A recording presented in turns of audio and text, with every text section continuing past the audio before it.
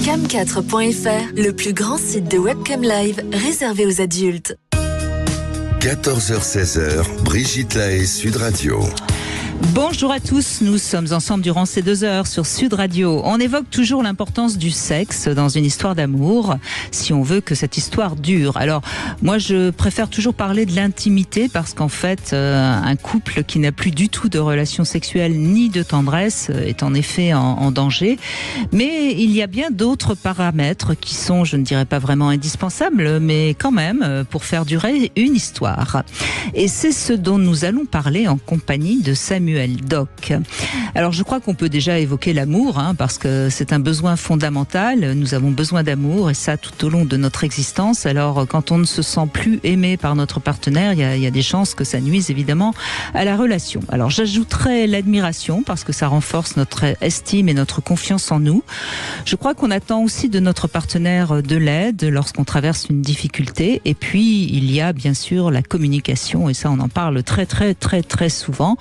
On a besoin de se sentir compris. Et puis, je crois aussi, et non, je suis même certaine, que pour que le couple dure, il doit avoir des projets communs. Parce que j'entends souvent des auditeurs ou auditrices qui vont se quitter une fois que les enfants sont là, que la maison est construite et que finalement, leur avenir n'est plus très réjouissant. Avec Samuel Doc, peut-être qu'il va nous ajouter d'autres paramètres, mais en tout cas, je vous propose de venir témoigner, de venir poser vos questions en nous appelant au 0826 300 300. Bonjour Samuel Doc. Bonjour Brigitte. Alors j'ai passé en revue quelques paramètres, vous en avez certainement trouvé d'autres. Absolument, je suis d'accord et d'abord ce qui ouvre notre émission d'aujourd'hui, cette nuance que vous faites entre la sexualité et l'intimité, je la trouve absolument fondamentale, absolument précieuse. Il peut y avoir de la tendresse, il peut y avoir de la complicité, il peut y avoir même une subtilité de peau à peau sans sexualité. Je suis d'accord, on a tort de réduire le couple, la conjugalité à la sexualité. Donc je trouve que vous nous offrez une introduction magnifique et je suis d'accord avec ces 5 items que vous nous avez donnés. J'en rajouterai peut-être 2. Oui, je rajouterai peut-être la solidarité, même si ça rejoint cette notion d'aide. Je compléterai en disant être solidaire de l'autre, de ses épreuves. Être dans l'empathie justement pour ce qu'il traverse, savoir se mettre à sa place. Et c'est pas toujours facile dans une société où on cherche à tout prix un idéal tout près. Vous savez, j'ai l'image de ce célèbre site où une femme met un homme dans un panier. On veut quelque chose de prêt à aimer. Ça ne marche pas comme ça. Et j'ajouterai le respect aussi. C'est de savoir reconnaître, et je sais que vous avez déjà insisté sur ce point dans des émissions précédentes, sur la différence, sur l'altérité du partenaire et respecter qu'il puisse être différent de nous, faire ses choses, respecter son espace. Ça, je vous rejoins à 100%. Vous l'avez dit dans plusieurs émissions. Donc voilà, solidarité, empathie, respect et tout ce que vous avez dit, je suis absolument d'accord. Et même le projet commun. Et peut-être qu'on a oublié quelque chose, se sentir désiré aussi, peut-être. Quand même, oui, bien sûr. Ce qui suppose de laisser d'ailleurs du manque. Ce qui suppose d'ailleurs de savoir se manquer. Pas trop, ne pas être dans la carence affective, dans la lacune, mais se dire tiens, mon mari ou ma femme est parti en week-end, il va travailler, je ne vais pas le voir mince pendant 2-3 jours, ça m'affecte, j'ai hâte de le retrouver. Quand il y a du manque en général, c'est plutôt bon signe. Ça veut dire qu'on se réjouit. Du désir, absolument. Sûr. Bon, alors finalement, quand on voit tout ce qu'on a mis comme paramètres, il faut pas s'étonner que ce soit si difficile de faire durer son couple. Absolument. Heureusement que cette émission existe pour aider à faire fonctionner les choses. Et c'est du travail. C'est du travail de psyché à psyché, de corps à corps et de cœur à cœur. Ça ne va pas de soi. Alors peut-être que, alors évidemment, il ne faut pas que ce soit 100% de tous les paramètres. C'est pas le but, mais il faut qu'il y ait quand même un tout petit peu de tout. Et peut-être que c'est là où, encore une fois, on voit l'essentiel qu'est la communication, parce que si on manque un peu de, je ne sais pas moi, par exemple d'écoute ou d'admiration, c'est bien de pouvoir en parler avec l'autre. Absolument, surtout que s'il y a, je touche du bois pour que ça n'arrive pas à nos auditeurs, mais s'il y a un accident et que le corps est mis à mal, il ne reste que le langage pour rencontrer l'autre, de cerveau à cerveau. Les mots, la parole, le socle culturel, psychologique, familial, historique du couple. Il faut pouvoir accepter que nous sommes des êtres de langage, et ça, je crois que vous y êtes tout à fait sensible, Brigitte. Bien sûr. Et puis après, chacun va mettre ses paramètres plus ou moins haut dans l'échelle des valeurs, parce que, par exemple, certaines personnes ont énormément besoin d'être admirées parce qu'ils ont une petite estime d'eux-mêmes, alors que d'autres sont tout à fait, ou alors sont tout à fait admirés dans leur métier, par exemple, donc ils ont moins besoin de l'aide dans le couple. Enfin, chacun va y mettre ses paramètres à sa sauce. Oui, j'aime beaucoup cette façon façon de dire les choses, et je dirais que c'est la rencontre de deux singularités, de deux individualités. On a tort d'imaginer que tout à coup les gens fusionnent, que tout le monde veut la même chose, que tout le monde désire la même chose et que l'autre doit être un miroir narcissique. Non, c'est deux singularités qui doivent cheminer l'une avec l'autre. Et parfois on oublie ça, on oublie aussi d'aimer les défauts de l'autre, par exemple. On cherche cet idéal-là sans se rendre compte que ce sont peut-être parfois les défauts qu'il a qui nous rattachent à lui. Moi, je l'observe beaucoup avec les patients que je reçois en thérapie de couple. Ah oui, moi j'ai tendance à dire que on aime l'autre pour ses qualités, ça c'est sûr, et on peut l'aimer si on supporte ses défauts. Ça va avec, mais vous remarquerez que souvent on s'attache quand même à des choses qui au début nous horripilaient, je crois. C'est vrai ? Oui, je crois. Oui, quelqu'un de très bordélique, vous croyez qu'on finit par trouver ça drôle? Oui, c'est vrai que bon, il y a des, oui, c'est vrai, j'ai pris le premier exemple qui me donnait. Il y a des niveaux, mais je crois que quand on accède aussi aux défauts, c'est accéder à ce qui les a construits, à comment la personne face à nous s'est construite, et on est forcément attendri quand on a accès à son histoire. On se dit bon, je comprends pourquoi elle est comme ça, pourquoi elle me coupe la parole de temps en temps. On peut être touché par les défauts de l'autre. Alors bien sûr, je parle pas de défauts graves, voilà, mais quand même, c'est l'autre dans sa globalité, dans sa totalité en tout cas. Et souvent, j'ai tendance à dire qu'il faut faire attention à ce que j'appelle les cartons rouges, c'est-à-dire que quand on rencontre quelqu'un qui peut-être pour nous c'est dramatique, c'est quelqu'un qui, je sais pas, par exemple, qui a des chats et on ne supporte pas les chats, c'est pas la peine d'essayer de s'engager, ça ne pourra pas tenir. Hein. Absolument. Vous êtes d'accord avec ça ? Je suis totalement d'accord et j'aime beaucoup cette expression de carton rouge. Il y a des choses qui nous sont insupportables et parfois l'amour même ne suffit pas. On ne le dit pas assez. L'instinct amoureux, la pulsion amoureuse ne suffit pas toujours à faire couple. Pas toujours. Donc c'est un. Alors comment on fait quand on se rencontre? On est amoureux, donc on est aveuglé de toute façon, on voit pas clair. Comment on fait? Alors au bout de 18 mois, un an, on essaye de voir si ça remplit les cases, pardon. Ça peut devenir une cage, cela dit, vous avez raison. Cage dorée, oui, peut-être. Voilà, ça peut devenir une cage. Non, mais comment on fait pour savoir si le couple a quand même un minimum d'avenir? En tout cas, je crois moi que c'est le couple qui nous fait et que c'est organique. C'est-à-dire que le couple, c'est un être vivant, ça naît, ça grandit, ça mute, et puis ça peut tomber malade. Parfois, ça meurt, même souvent, ça meurt. On ne le dit jamais assez, je crois, mais la véritable issue de l'amour authentique, c'est le deuil. En réalité, la seule issue possible d'un amour authentique, c'est le deuil, c'est la perte de l'autre. Donc, écoutez cet organisme-là, voir comment on se sent, et lorsque les choses deviennent peut-être trop coûteuses en énergie psychique, physique ou autre, je pense que là, ça peut être le signe que, bon, effectivement, il faut poursuivre son chemin ailleurs. Et parfois, et souvent, quand certains de nos auditeurs nous appellent, je m'en rends compte, on reste très très très longtemps après, en réalité, que ça n'aille plus. On peut encaisser beaucoup de choses par peur d'être seul, par peur de perdre l'être aimé. Ou tout simplement par affection, parce qu'il y a quand même par attachement, je dirais plutôt, pardon. Le terme exact, c'est par attachement. On est attaché à l'autre depuis tant d'années.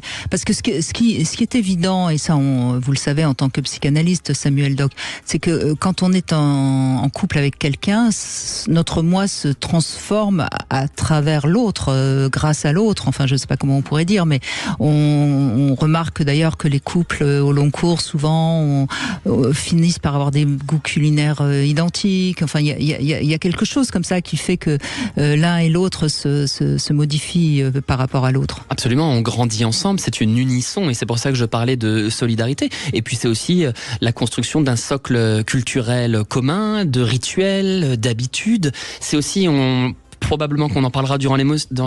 Vous voyez, moi aussi je fais des lapsus. Durant l'émission, c'est la rencontre de deux familles d'ailleurs, à travers les deux personnes du couple. Oui, bien sûr, parfois de cultures différentes. De cultures différentes parfois, et il faut se dépatouiller avec tout ça. Il faut déjà se dépatouiller avec nos blessures individuelles, puis après avec les blessures du couple, puis après les blessures familiales. Et c'est difficile de trouver un fil rouge dans toutes ces contraintes, en définitive. C'est pas facile. Eh bien, c'est ce qu'on va voir avec vous, Samuel Doc, pendant 2 heures, et bien sûr avec vous au 0826 300 300. C'est Marlène qui va commencer avec nous dans un instant. Sud Radio, votre avis fait la différence. Vous êtes auditrice de Sud Radio depuis longtemps ou pas? Depuis plusieurs années, depuis que je me suis rendu compte qu'on ne nous disait pas tout à la télévision. Sud Radio, parlons vrai. 14h-16h, Brigitte Lahaie, Sud Radio. C'est avec Samuel Doc que nous essayons de voir quels sont les éléments indispensables pour faire durer son histoire d'amour. Samuel Doc, vous êtes docteur en psychopathologie, psychanalyste, évidemment également thérapeute. Et je rappelle votre dernier livre, L'enfant thérapeute, c'est aux éditions Plomb. Marlène, eh bien c'est avec vous que nous allons commencer. Bonjour Marlène. Bonjour Brigitte, bonjour Samuel Doc. Bonjour, Enchantée bonjour. d'être avec vous. Merci. C'est plaisir. Donc vous êtes mariée, vous, hein, Marlène, c'est ça? Oui, je suis mariée.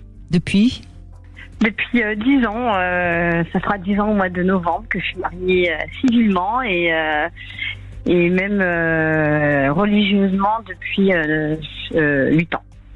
D'accord. Et donc, vous vous sentez bien dans cette relation? Le lien est encore là ou vous avez l'impression Non. qu'il y a des choses qui vont plus? Non, il n'y a plus rien qui va. Plus rien. Oui, plus rien. Non, en fait, j'ai fait le tour, je crois. J'ai fait le tour et même grâce à vous, hein, je pense que c'est mon auto-thérapie et j'ai essayé. J'ai été jusqu'à faire une petite analyse, mais en fait, j'étais toute seule à m'analyser. Et Ce qui est déjà énorme, hein, Marlène, parce que vous savez, quand on comprend pourquoi ça va pas par rapport à nous-mêmes, on comprend déjà beaucoup de choses par rapport au couple. Hein. Oui, tout à fait. Absolument. Non, et puis bon, à force d'écouter, à force de parler, à force de se remettre en question, en fait, on s'aperçoit que voilà, on est plus sur la même longueur d'onde, c'est tout. Et je pense qu'il faut passer son chemin. Après, je dis pas que c'est facile, on peut pas le faire en claquant les doigts. Hein. Il y a toujours, au moment où on a envie de le faire, on peut pas. Il y a toujours un truc qui va coincer. Mais c'est sûr que je pourrais pas faire autrement d'ici les prochaines années. Je pense pas qu'il va se remettre en question alors qu'il l'a jamais fait. Oh, c'est toujours difficile d'avoir des certitudes en matière d'humanité, mais Oui. j'ai envie de vous poser une question, Marlène. Quand vous l'avez rencontré, qu'est-ce qui vous a séduit chez lui? Alors, sa timidité, c'est quelqu'un qui n'est pas sûr de lui. Et moi, j'étais l'inverse. En fait, on était le yin et le yang. Syndrome du sauveur. Ah, ça valide ce que je disais en introduction sur le fait qu'on est touché par les défauts. Vous voyez la timidité. Oui, vous avez raison. Vous voyez, ça marche cette Samuel règle. Je recherchais ça, en fait. Je recherchais vraiment ça. Ah. Alors, je cherchais plusieurs choses parce que j'étais vraiment amoureuse de l'uniforme. Donc, je voulais quelqu'un en uniforme. Je voulais quelqu'un qui représente la virilité. D'accord, l'uniforme c'est la virilité, donc pour vous? Voilà, fétichisme. pour moi c'est ça, c'est le côté fort, c'est le côté. Mais je voulais quelqu'un de fragile à l'intérieur. Je voulais pas que dans le couple ce soit Lui qui commande. quelqu'un trop Pas de trop fort macho, non plus. pas un macho. Pas de macho intérieur, qui paraissent macho à l'extérieur, dehors, devant mes amis, ça me dérangeait absolument pas. Mais je voulais pas que ce soit quelqu'un qui soit faible, qui soit trop puissant à la maison, parce que j'avais peur aussi de me faire piéger par un homme trop fort, voilà. Et j'ai un caractère aussi, donc je suis quelqu'un de hyper autonome. C'était un amour sur le tard pour créer une famille, donc c'était quand même quelque chose de bien réfléchi. Je voulais me caser en gros, et je voulais que ce soit pour toujours, donc je voulais pas non plus quelqu'un qui allait. D'accord, mais donc le choix a été réfléchi et il était assez bon finalement. En fait, il y avait plein de Au choses départ. qui faisaient que c'était. Oui, je pense qu'il y avait plein de choses qui faisaient que c'était le bon, parce que ça faisait oui, un parce an que je cherchais. sinon on se marie pas 2 ans après à l'église ou devant Voilà, c'est ou ça. à la mosquée, j'en sais rien. Et, Oui, comme tout à fait. donc, Et en fait, oui. Non, c'était le bon dans tous les plans. Il y avait plein de petites choses qui d'accord. faisaient que c'était Donc le bon. c'est l'usure du il y avait, couple qui à un moment donné fait que ça va plus. Non, c'est oui, quoi? ou alors Non. c'était un passage, je sais pas, il fallait que ce soit lui pour mes enfants, je sais pas. Je sais pas vous dire. Oui, et vous Ah avez oui, eu une ça, c'est phrase possible. forte. Vous avez dit Ouais. j'ai eu peur d'être piégé par un homme trop fort. Est-ce Oui, que c'est ça ça. résonne pas en vous cette phrase que Mais vous avez maintenant, prononcée? il est comme ça. Oui. Mais maintenant, il est comme ça, en fait. Non mais En fait, il a changé. En Ah. fait, il est plus la personne fragile que j'ai connue. En fait, maintenant, il fait de l'homme à la maison et il décide, alors que jamais il prenait de position quand je l'ai connu. Hmm. Et en fait, il a changé un peu et maintenant c'est moi qui suis la faible en fait. Et c'est ce côté-là que non j'aime mais pas, en fait. Marlène, soyons clairs. Vous ne vouliez pas que ce soit un homme fort qui domine parce que c'était une image forcément qui vous renvoyait à votre propre image parentale, je suppose. Non, du tout. Justement, j'avais un papa qui était pas du tout macho. Alors c'était quoi cette peur? Je sais pas. C'est parce que j'aime bien décider, Parce que quand même, pour qu'il soit devenu comme ça, moi j'ai tendance à dire qu'il l'était peut-être déjà, sauf que vous ne l'avez pas vu, ou alors vous l'avez transformé pour qu'il devienne comme ça. Peut-être, je sais pas du tout. Oui, et ce qui est très compliqué. En fait, là j'ai eu un accident de voiture. Et ben il m'a accusé de ne pas savoir conduire.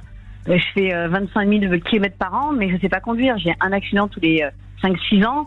C'est de la carrosserie. En fait, il va jamais me défendre, il va jamais prendre ma position. Je vais être toujours la faible, en fait. Et dans tout ce que je fais, j'ai un problème avec mon employeur. Il me fait ses affaires, c'est pas les miennes. Alors, ce qui est possible, Marlène, et là, je reviens sur cette théorie de Jean-Michel Hougourian du désir mimétique que je trouve toujours intéressante, c'est que au départ, c'est vous qui aviez le pouvoir, qui était celle qui dominait le couple. Et à force, il a renversé les choses, et ça, c'est quelque chose cette lutte de pouvoir, on la voit dans les couples, et c'est vrai qu'elle est désastreuse. Vous voyez ce que je veux dire? C'est-à-dire que petit à petit, il en a eu marre d'être dominé en quelque sorte, et il vous a sans le dire en fait, sans s'en rendre compte et sans que vous en rendiez compte, il a pris le pouvoir. Et donc, comment on prend le pouvoir quand on est face à quelqu'un de fort? En le décriant, en lui montrant à quel point elle est nulle. Oui, c'est ça. Ouais, c'est ça.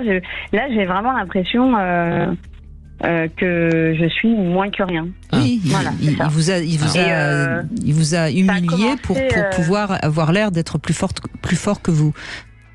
La grande difficulté dans votre propos, il me semble, Marlène, je vais être un petit peu volontairement provoque pour qu'on avance, c'est que vous avez ouvert votre propos en disant je voulais qu'il soit comme ci, je voulais qu'il soit comme ça, je voulais. Mais un conjoint, ce n'est pas un monsieur patate, on ne choisit pas toutes ses qualités, tous ses défauts, qui il est, on ne lui greffe pas un narcissisme, un ego, il doit être trop timide, pas assez timide, grand, fort, en uniforme, pas en uniforme. On le découvre. Moi, ce que j'aime dans cette idée d'une relation amoureuse, c'est que c'est un voyage. On voyage avec l'autre, on grandit avec l'autre, on le découvre. Et aujourd'hui, j'aimerais vous poser la question, Marlène. Est-ce que vous n'êtes pas aussi un peu fière, tout de même, que grâce à vous, peut-être, vous reprend cette théorie du désir mimétique de Brigitte que je trouve tout à fait juste, qu'il ait pu justement trouver un peu de force, de sortir de son introversion, de devenir peut-être un peu plus fort, même si j'entends que c'est un peu trop fort par moment. Vous pouvez vous dire que vous lui avez peut-être transmis ça, plutôt que d'y voir un handicap ou y voir une fragilité, dites-vous, chouette, je l'ai aidé à se redresser, à retrouver une colonne vertébrale, on est une équipe. La question que vous devriez être amenée à vous poser aujourd'hui, c'est, êtes-vous prête, Marlène, à vivre une aventure avec cet homme nouveau, cet homme qui change, ou est-ce que, comme vous dites, vous préférez considérer que vous en avez fait le tour, parce que c'est votre perception et qu'on a toujours quelque chose à découvrir, ou arrêter? C'est quoi la suite pour vous? C'est, vous ne voulez plus le connaître, vous n'êtes plus attaché à lui, il n'y a plus de sentiments amoureux, vous jetez l'éponge, vous laissez tomber, ou, eh bien, vous décidez de faire évoluer la relation? Comment vous voyez les choses? Non, je la vois pas, la relation. En fait, j'en suis même dégoûtée, en fait. Ah oui, à ce point. Même quand il me touche, j'ai envie de vomir. C'est fichu, là. Oui, là, si quand il vous touche, ça vous crée une tension, c'est que c'est fini. Oui. Ah, c'est ça. Oui, bien sûr. En fait, depuis le début où on est ensemble, c'est pas quelqu'un, c'est pas un super amant. Hein, c'est vraiment. Mais voyez, Marlène, on entend à quel point vous le critiquez, et je pense que vous l'avez certainement critiqué dès le départ, et c'est ce qui peut avoir provoqué chez lui cette attitude de tendance à vous critiquer. Oui, parce que souvent il me dit et c'est pour ça. Vous voyez, c'est pour ça que je parlais de l'admiration. Lui, il le sent comme ça. Et moi, je le sens comme ça, comme il est aujourd'hui. Donc, en fait, on se renvoie un peu la balle. On est un petit peu chat et chien tous les deux. Et tout ce que j'aime, il déteste. Et tout ce qu'il aime, je déteste. Oui, mais là, je vois pas comment... Au début, c'était bien dans le sens, ça se marie yin yang. Aujourd'hui, je vois même plus comme ça. Je vois même plus l'intérêt, en fait. Et parce que, en fait, il y a... je crois que vous ferez du bien, Marlène, vous ferez du bien à l'un et à l'autre en mettant fin à la relation. Essayez de rester quand même bons amis pour vos enfants. C'est le conseil évidemment qu'on ne peut que vous donner. C'est quelqu'un que j'ai peur, entre parenthèses, de quitter, parce que bon, c'est un policier, hein, il est armé, et je sais pas psychologiquement comment. En fait, j'ai plus l'envie que ce soit lui qui décide que c'est plus possible, que moi partir, parce que j'ai peur, en fait, psychologiquement, comment il pourrait accepter ça, en fait. Ah oui, il a déjà été violent avec vous, c'est ça que vous voulez dire ? Uniquement quand il a bu. Ah oui. Pas rassurant non plus, ce que vous décrivez. En fait, en fait, je pense qu'il se contient énormément. C'est quelqu'un qui peut être violent à l'intérieur, mais il ne le montrera pas parce qu'il est très introverti. Et même en tant que policier, c'est quelqu'un qui va jamais faire de vagues, il va tout raconter. Oui, c'est un introverti. Alors, ce qu'il faut faire, Marlène, c'est gentiment commencer à lui dire que vous êtes au bout de la relation, que c'est peut-être bien d'envisager une séparation et voir comment il réagit. S'il réagit bien ou s'il se met un peu en colère, là vous risquez pas grand-chose puisque vous ne dites pas que vous le quittez. Vous vous dites, il faut peut-être envisager une séparation, peut-être qu'on est au bout de notre histoire, etc. Et en fonction de la manière dont il réagit, s'il réagit assez mal, vous arrêtez la discussion et vous dites, mais enfin moi je disais ça comme ça parce que je pense tu serais plus heureux sans moi, etc. Et à ce moment-là, vous préparez votre départ en allant chez quelqu'un chez qui vous êtes en sécurité. Absolument. Et vous le mettez devant le fait accompli. C'est la seule solution de prudence qu'on peut vous conseiller si jamais vous voyez qu'il pourrait réagir mal. D'accord ? Oui, en fait, je pense pas parce que c'est quelqu'un de réfléchi, mais avec l'alcool, c'est pas pareil. Oui, il y a aussi des associations dont vous pouvez vous rapprocher pour avoir des conseils sur comment justement négocier cette séparation en toute sécurité. Pour rejoindre ce que dit Brigitte, j'adhère à 100% à cette idée d'être prudent. Et, évidemment. Merci Marlène en tout cas, merci beaucoup et bon courage parce que c'est jamais facile de toute façon de quitter quelqu'un quand on a vécu longtemps ensemble. On fait une petite pause et on continue bien sûr avec vous 0826 300 300 si vous avez envie de faire le bilan de votre couple, c'est le moment ou jamais. Vous voulez parler à Brigitte Lahaie 0826 300 300. Avec Samuel Doc, nous évoquons le couple et tous les paramètres qui font qu'un couple peut durer. Et on a déjà vu évidemment que l'admiration fait partie des grands paramètres. Et on l'oublie un peu, ce paramètre. C'est pas la même chose qu'aimer. Admirer. Absolument. C'est savoir se dire qu'on est fier de l'autre, de ce qu'il fait, de ce qu'il accomplit, de sa créativité, de sa personnalité. Absolument. Et on a besoin de se sentir admiré, évidemment aussi. Sinon, on va critiquer l'autre pour remettre la balançoire. Exactement. On va se retrouver dans une relation déséquilibrée. Voilà. Delphine, bonjour. Bonjour Brigitte, bonjour Samuel. Bonjour Delphine. Alors je rebondis sur le mot équilibre. Oui. Ah. Parce que c'est quelque chose que j'ai expliqué à ma fille aînée quand elle était en couple, que ça fonctionnait pas. Bon, moi, je suis mariée depuis 12 ans. Ça fait bientôt 18 ans que je suis avec mon conjoint. Mmh. Et avec le père de mes enfants, je ne me suis jamais sentie équilibrée. Et avec mon mari actuel, voilà, j'ai trouvé cet équilibre. Et c'est ce que j'ai expliqué à ma fille. C'est très important. Et alors, qu'est-ce que vous diriez ? Alors, on entend bien que c'est pas l'équilibre dans le couple, c'est votre équilibre à vous, hein ? Voilà, exactement. Et en quoi vous vous sentez équilibré ? Qu'est-ce que vous diriez ? Vous avez parlé d'admiration. Moi, j'admire mon époux, mais c'est vrai ce que vous dites. J'ai besoin qu'il m'admire aussi. Mmh. Mmh. Parce que si on ne se sent pas aimé ni admiré par son conjoint, on ne peut pas se sentir bien. Oui, sur le plan de sur le plan de l'estime de soi et de la confiance en soi, l'admiration, c'est un aphrodisiaque formidable. Et avec lui, c'est vrai que je me sens, même avec l'âge, parce que maintenant je vais avoir 53 ans, mon mari va avoir 61 ans, on a vieilli, la passion, la fougue qu'on a connue au début de notre relation, elle n'est plus aussi intense. Aussi folle, je veux dire, mais c'est autre chose. Notre amour s'est transformé. Je dirais que c'est plus une passion comme deux adolescents, c'est une passion qui a grandi en fait. Ah oui, qu'est-ce que c'est une belle formule, Delphine, que vous utilisez là, cette idée de cet amour qui grandit et de rencontrer l'autre, non plus sur le terrain du corps charnel, passionnel, pulsionnel, sensoriel, mais bien sur une complicité, une connivence, une construction mentale, n'est-ce pas ? C'est ce que j'entends dans votre propos, c'est très fort, c'est très fort. Ouais. Oui, vous aimez pour l'être que vous êtes l'un et l'autre. C'est pas oui, et puis ce qu'on a construit ensemble et tout ce qu'on a encore envie de construire. Et voilà, le tous projet. Les projets qu'on a, voilà. Ouais. En fait, depuis le début de notre relation, on a toujours eu des projets. Mais ça, c'est essentiel. Oui, parce que sinon, on commence à s'ennuyer un petit peu. Et du coup, qu'est-ce qui se passe ? On se met à fantasmer sur ce qu'on pourrait faire si on était seul. Oui. Intéressant. Et vous l'avez bien dit, ennuyé. Moi, je sais qu'avec mon premier époux, je m'ennuyais. Et j'ai toujours dit, un homme avec qui je m'ennuie, c'est pas bon. Et avec lui, je m'ennuie jamais. Bah, l'humour doit être là, j'imagine, n'est-ce pas ? Ah oui, bon, moi je suis un vrai clown. Parce que ça aide l'amour aussi, hein, quand on le jeu. Ouais. Je fais beaucoup rire. Et lui, en fait, j'expliquais hier que j'étais toujours en admiration parce que même les tâches les plus ingrates dans les corvées quotidiennes, il va les faire sans râler, contrairement à moi. Moi, je vais râler toute la journée. Et lui, il le fait et il se plaint jamais. Et moi, je suis admirative de ça. Je me dis quand même, j'ai de la chance parce qu'il se plaint jamais. Moi, c'est mes pattes d'avoir. On est du même signe zodiacal, hein, mais moi, je suis une grande râleuse. Oui. Après, il faut pouvoir, vous savez, Delphine, moi je le vois avec les patients que je reçois en thérapie de couple, il faut aussi savoir se fâcher parfois. Hein. C'est pas parce qu'un couple, par exemple, se dispute qu'il va forcément mal. Hein. Disputer, ça vient du latin, discutio. Une dispute, c'est une grosse discussion. L'adage dit un couple qui ne se dispute pas est un couple où l'un des deux a renoncé. Donc vous avez tout de même le droit parfois de vous chamailler, bien sûr, gentiment. On se chamaille, hein. Voilà. On se chamaille et puis après on sait que ça va pas durer parce que moi je ne sais pas faire la gueule. Donc je peux pas, j'arrive mais pas. Ça c'est l'avantage.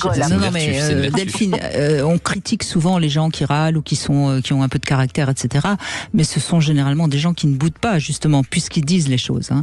La bouderie, c'est du passif. Hein. C'est de la colère passive, c'est de la rancune passive. Mais donc vous n'avez pas ça, vous. Non. Et lui, mon époux, avec sa première épouse, n'arrivait pas à dialoguer. Parce qu'elle, par contre, elle savait faire la gueule pendant des semaines, voire des mois. Et ça, quand on s'est rencontrés, c'est quelque chose qu'il m'avait raconté et qu'il ne supportait plus, quoi. Donc, il disait oui à tout pour justement ne plus avoir cette ambiance-là chez lui. Comme nous, quand on dispute, moi, déjà, je ne sais pas faire la gueule, donc on va vite finir par rigoler. Et puis, si on n'est pas d'accord, c'est pas grave, on en discute. Mais c'est normal. On a le droit de ne pas être d'accord. Bien sûr, c'est normal de ne pas être toujours d'accord. C'est même, je dirais, un petit peu suspect. Quand on est toujours d'accord, c'est qu'il y en a forcément un des deux qui dit amen. Hein. Absolument, très bien dit. Ce que j'apprends en vieillissant maintenant, c'est que je reconnais mes torts. Il me l'a dit il n'y a pas longtemps. Quand je sais que j'ai tort, je vais lui dire quand même après. Bon, ça, bravo. T'avais raison. Bravo, parce que vous savez, Delphine, moi je reçois beaucoup de couples en grande souffrance et déjà leur faire accepter de verbaliser, de faire leur autocritique, c'est difficile dans certains cas. Donc déjà là, c'est que vous avez fait un sacré chemin. Ça vient peut-être avec l'âge, je sais pas. Pas que. Mais pour revenir sur ce que disait Brigitte, un peu l'âge, mais pardon, je vous coupe, mais peut-être parce que tout simplement vous avez confiance, vous savez que si vous reconnaissez vos torts, il va pas en profiter pour vous écraser. Oui, non, c'est pas. Vous voyez, parce que parfois, si on commence à reconnaître ses torts et Claude se met à fanfaronner, tu vois, j'avais raison, nanana, ça donne pas envie de continuer. Hein. Non, on n'est pas comme ça. Peut-être qu'on pourrait ajouter alors à notre liste des critères la confiance, se sentir en confiance. Ça, c'est un signe d'amour. On pourrait l'ajouter dans nos critères. J'y pense grâce à vous, Brigitte. Il n'y a plus personne qui pourra rester en couple si on en rajoute trop. Samuel Doc. C'est vrai. Alors oui, mais c'est bien de temps en temps ne pas avoir confiance, que ça met un petit bout aussi. Dire allez, on se remet en question. Si, moi je trouve que au fond, oui, avoir confiance en lui, mais et vice versa. Hein. Il faut se dire que jamais rien n'est acquis. Et puis oui, non, mais là vous parlez du risque de pouvoir le perdre, qui renforce le désir. Donc ça, Voilà. on est d'accord. Mais la confiance, c'est-à-dire qu'on sait que l'autre ne nous ment pas, qu'il est honnête, et ça c'est quand même important. Oui, ça, moi, j'aurais du mal. Hein. Bon, donc c'est de cette confiance-là, je pense, que vous parliez, hein, Samuel. Absolument, Ouais. exactement. Ah oui, j'aurais du mal à savoir qu'il n'est pas honnête, qu'il me ment. Ah non, je pourrais pas vivre avec quelqu'un. Non. Bon, Je pense que si je le découvrais, je tomberais des nues et puis je vivrais très très mal. Hein. mais Bah, ça a pas l'air, il n'y a pas de raison que vous voilà. le découvriez. Tout va bien, Delphine. Bon, et ben merci de ce témoignage, parce que c'est important d'entendre que 18 ans de vie commune, ça va toujours bien, donc c'est quand même aussi positif. C'est ce message positif que j'ai envie de retenir de vous, Delphine. Merci beaucoup. Christophe est avec nous. Bonjour Christophe. Bonjour. Bonjour Samuel. Bonjour. Alors, première question, évidemment, Christophe. Quel serait pour vous le paramètre essentiel pour que votre couple dure ? L'amour, déjà, ça c'est la première chose, quoi. C'est ce qui est le plus important. Oui, mais vous avez bien vu que l'amour... Oui, alors c'est... la complémentarité. Et qu'est-ce que vous entendez par là ? Avec mon épouse, on est différents et on se complète sur plein de choses. D'accord. Elle râle, moi je râle pas. Je pensais à votre invité de juste avant. Oui. Voilà, elle est un peu pareille. Voilà, ça doit sortir, elle garde rien.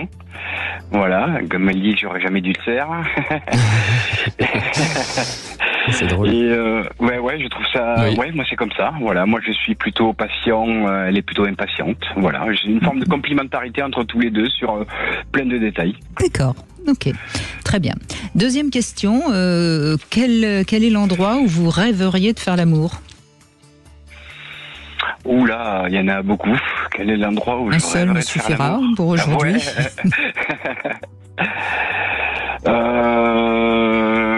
Dans un grand château. Dans un grand château. Ah. Hum. Et dans quelle pièce alors ? Devant la cheminée, sous les toits Par exemple, devant la cheminée. Voilà, grand l'image, une grande peau de bête, voilà, devant une grande cheminée. Très bien. Voilà une belle image. Et dernière question, puisque vous semblez très heureux en couple, quel est le mot que vous préférez entendre, à part « je t'aime », hein, parce que c'est trop facile, de votre femme ?